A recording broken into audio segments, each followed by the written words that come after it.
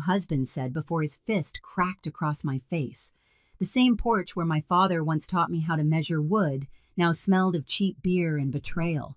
My mother stood behind him, frozen, her hand gripping the door frame like it could keep her from choosing sides. 11 years away, and somehow I was the intruder in my own home. I didn't fight back. I just looked at him, calm and steady, while his rage filled the silence. Because what he didn't know was that I already owned everything behind that door. What would you do, walk away in silence, or take back what your father built with his own hands? When I left Maine 11 years ago, I told myself I'd never come back. I packed my life into 2 suitcases, caught the last train out of Portland, and promised my reflection in the train window that I was done chasing ghosts. Back then, I was 23, newly licensed as an architect, and desperate to prove that I could build something of my own. Chicago gave me that chance. Skyscrapers, deadlines, clients who saw my blueprints as gospel. For a while, success drowned out the sound of the sea I grew up beside. But no amount of city lights can outshine guilt. My father, Michael Morgan, had been a craftsman, boat builder, dreamer, and the kind of man who measured twice, cut once, and loved forever. His workshop stood at the edge of the water where salt air kissed pine. He died before seeing it expand, before seeing the plans we drew together come to life. And when he was gone, my mother, Evelyn, fell apart in slow motion. She sold little pieces of him first, the tools, then the stories.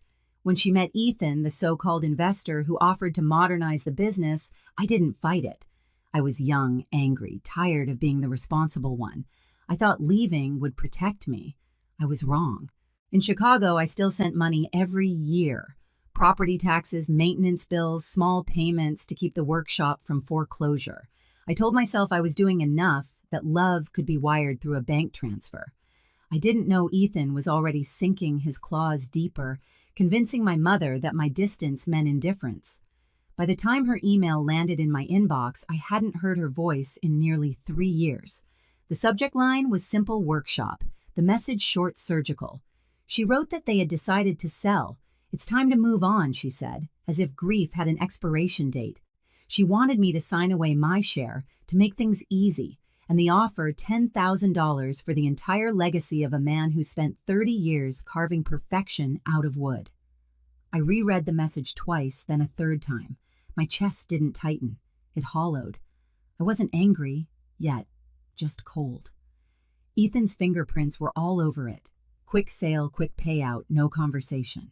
The same man who hadn't even known my father when the foundation was poured was now claiming ownership over every nail, every beam. I closed the email, stared at the blank reflection on my laptop screen, and finally whispered no.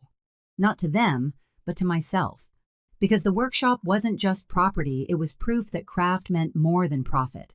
And if they wanted to erase my father's name, they'd have to go through mine first.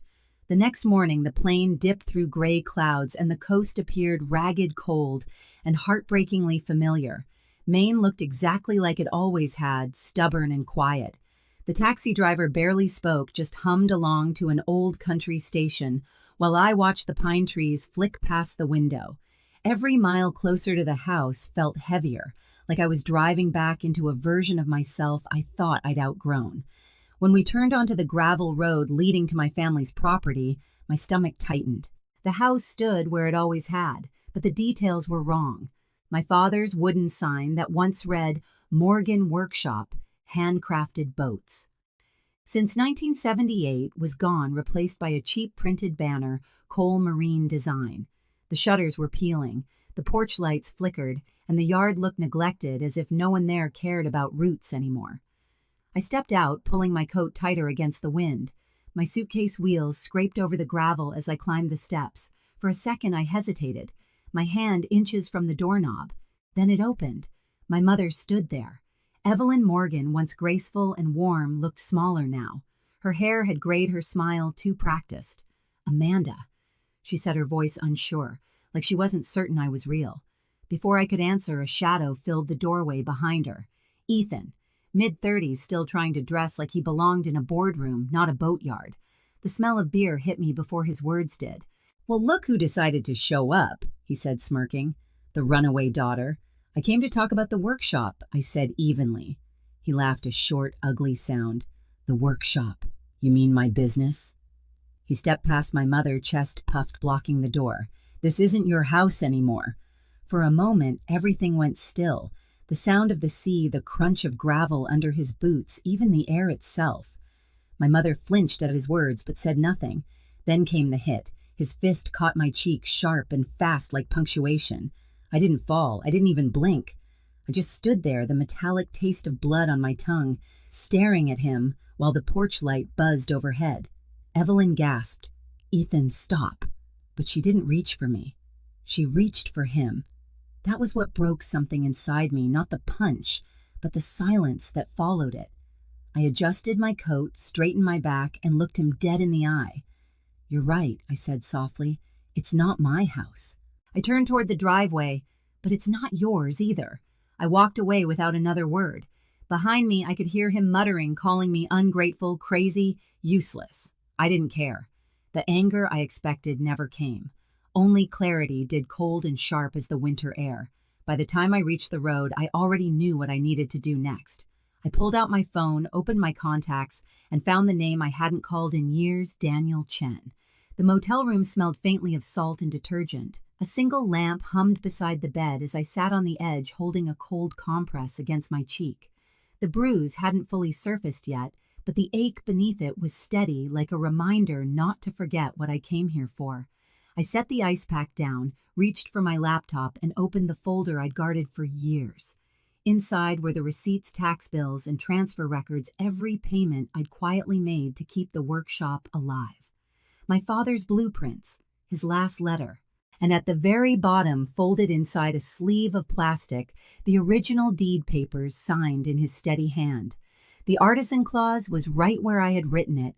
When I was 19, the property shall be used exclusively for handcrafted marine craft. Any attempt to mass produce or sell prefabricated vessels will result in immediate breach of ownership. Ethan had no idea that clause even existed. He'd stepped into my father's life work like it was a pawn shop and thought charm could cover theft. When Daniel Chen answered, his voice was gravelly older but still calm, the same man who had guided my father through every contract. "Amanda," he said quietly, "I was wondering when you'd call." "They're selling it," I told him. "He hit me today. Said it wasn't my house anymore." There was a pause, then a slow exhale. "Do you still have the original deed?" "Yes," I said. "Every page. Then we start there." He promised to file an emergency injunction first thing in the morning. "Ethan's type never checks the fine print," he said. "If that clause holds, we freeze everything, assets, accounts, sales. He won't be able to touch a nail without court approval." After the call, I stayed still, listening to the ocean outside. For the first time, the sound didn't feel peaceful. It sounded like a warning. I opened the drawer beside me and found an old notepad. On the first page, I wrote down everything Ethan had done, the fake sale, the forged documents, the blow to my face, my mother's silence. It wasn't a diary entry. It was evidence. Around 2 a.m., I drove down to the waterfront. The workshop lights were still on. Through the dusty windows, I saw Ethan pacing, phone pressed to his ear, the banner Cole Marine Design hanging behind him. He was already trying to unload my father's legacy to someone else. I gripped the steering wheel and whispered, "Go ahead. Sell it. I dare you." Then I drove back to the motel, slipped the deed papers under my pillow, and finally let my body relax. I wasn't just my father's daughter anymore. I was his final defense. By sunrise, the storm would begin, only this time I'd be the one holding the hammer. The next morning broke cold and white, the kind of morning that bit straight through your coat. I stood outside the courthouse with Daniel Chen, my father's oldest friend, his silver hair stirring in the wind. He carried a folder thick enough to crush a man's confidence, and I carried my father's leather notebook, the one that still smelled faintly of sawdust. "Ready?" Daniel asked. "I've been ready for 11 years, I said. By the time we drove to the workshop, a local sheriff's cruiser followed behind us. The injunction had been signed an hour earlier. Ethan just didn't know it yet. The sky hung low, the color of pewter, when we pulled up to the property. The yard was a mess, discarded lumber, empty beer cans, the once bright Morgan Workshop sign lying face down in the dirt. Ethan's truck was parked crooked beside the bay doors. Through the open frame, I could hear music blasting over the whir of machines. We stepped inside. The smell hit me, first chemical resin oil, not a trace of cedar or varnish. Ethan stood by the main bench, beer in hand, watching two men load fiberglass hulls onto a trailer. When he saw me, his smirk spread slow, lazy like a cat that thought it had cornered a bird. "Well, look who brought a lawyer," he said, raising his can. "You sure you're in the right place? Thought you quit this family years ago." "I didn't quit," I said. "I invested."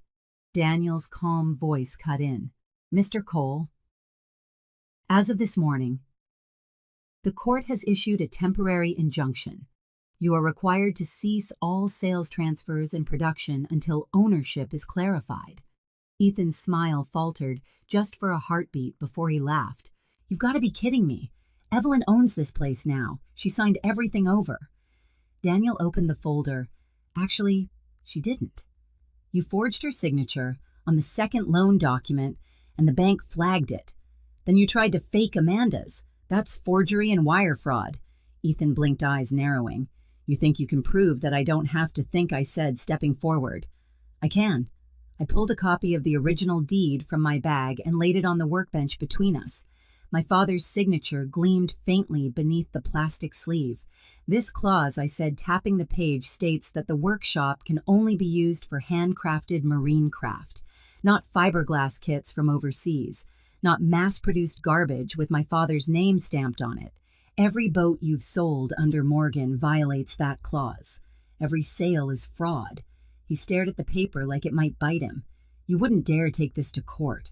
"I already did." His face drained. For the first time, Ethan looked small. Then, like cornered men always do, he turned angry. "You think anyone's going to believe you? You left. You don't belong here." I took a slow breath. "You're right. I left. But that doesn't make me blind." I looked around the room, the cheap tools, the wrecked workbenches, the gray paint smeared over the oak beams my father and I had sanded together. "You didn't just steal from me, Ethan. You erased him." He lunged forward, but the sheriff moved faster, stepping between us. "Mr. Cole, I'd stay right there if I were you." "Get out of my way," Ethan snarled. "Not my call," the sheriff said, nodding toward Daniel, who handed him a second folder. "Court order. We're freezing all assets until the investigation's complete." Ethan turned to my mother, who had appeared in the doorway, her robe half-tied, face pale. "Evelyn, tell her she has no right to do this." My mother's hands trembled. "Ethan, please, stop." "Stop," he barked. "They're stealing everything. The deals, the equipment." She cut him off, voice cracking. "You stole first." The silence that followed was heavy enough to crush bone. For the first time, she looked at me not as an intruder, but as the last person still standing in her corner. Tears filled her eyes, but I didn't look away. Ethan shoved a box off the table, papers scattering like snow. "You think you can ruin me?" Daniel spoke quietly. "You already did that yourself." The sheriff took a slow step forward. "Ethan Cole, you're under arrest for fraud, forgery, and embezzlement. Put the can down." For a second, I thought he might swing. His eyes burned, jaw clenched. But when the sheriff reached for his cuffs, Ethan's shoulders sagged. "You'll regret this," he hissed at me as the metal snapped around his wrists. "I already did," I said, "for 11 years. They walked him past me toward the door. The trailer outside still carried the fiberglass hulls he'd tried to sell. As the engine started, I called out, "Make sure those are impounded. They're evidence." Ethan twisted in the back seat, face pressed against the window, shouting words I couldn't hear over the hum of the cruiser. When the car disappeared down the road, the silence that replaced it was almost too loud. My mother leaned against the doorway, shaking. I didn't know she whispered. "He said it was just business, that he'd make your father proud." I stared at her for a long moment. "Dad didn't build this place for business. He built it for integrity." She nodded slowly, her face crumpling. "I was lonely, Amanda." "I know," I said softly, "but loneliness isn't an excuse to destroy someone's legacy." Daniel cleared his throat gently. "Amanda, the injunction is secure. We'll start the audit tomorrow." I nodded, then walked to the center of the workshop. The air was thick with dust and paint fumes, but beneath it lingered something faint, the ghost of cedar and salt. I knelt, touched the floorboards, and let my palm rest on the wood. My father's initials were still carved near the corner, barely visible beneath the grime. I closed my eyes and whispered, "We did it, Dad." Behind me, my mother's sobs turned into quiet breaths. Daniel packed the papers, the sheriff's radio crackled somewhere outside. For a long moment, no one spoke. Then I stood. "We'll restore everything I said. No banners, no fake brand names, just Morgan." My mother wiped her eyes. "You really think you can fix it?" I looked around the ruined space, the stripped walls, the missing tools, the empty racks where masterpieces once stood. "I don't need to fix it," I said. "I just need to rebuild it." When the last light of the day slid across the floor, I caught my reflection in one of the windows. For the first time, I didn't look like the runaway daughter or the outsider. I looked like someone coming home. As Daniel and the sheriff left, I stayed behind. The workshop creaked in the wind, old and wounded, but still standing. I walked to the table, picked up my father's compass, the only tool Ethan hadn't touched, and set it in the center. He thought the workshop was a business. He thought the house was his. He thought the fight was over. He was wrong about all three. Outside, the first snow of the season began to fall, catching the last light like silver dust. I leaned against the doorway, the same one where Ethan had struck me, and exhaled. For the first time in over a decade, the air felt clean. The war was over, and the legacy was mine to protect. Ethan's trial didn't take long. The evidence Daniel gathered, bank transfers, forged contracts, and the sales under my father's name, was airtight. He pled guilty to avoid a longer sentence. 7 years in state prison. When the verdict was read, my mother sat in the back of the courtroom, hands clasped so tightly her knuckles turned white. She didn't look at me when it ended, but she whispered, "I'm sorry," and for once I believed her. I stayed in Maine for weeks after the sentencing. Each morning I unlocked the workshop, rolled up my sleeves, and began the slow process of reclaiming what was ours. The gray paint came off the oak beams, one layer at a time. I scrubbed the floors, replaced the broken windows, and restored the sign that had once hung proudly by the Road Morgan workshop. Handcrafted boats since 1978. One afternoon, while sweeping under the main bench, my broom caught on something solid. I knelt down, pulled back a loose plank, and found a small bundle wrapped in oilcloth. Inside were my father's chisels, his compass, and a folded note edges yellowed. "For when you come home." I sat on the dusty floor, holding the tools like relics. The ache in my chest wasn't grief anymore, it was peace. My father's hands had built the legacy, but mine had brought it back to life. The day I rehung my father's sign, the air was sharp with salt and sawdust. The workshop stood proud again. No banners, no noise, just wood and silence. I ran my hand across the letters Morgan Workshop. Handcrafted boats since 1978.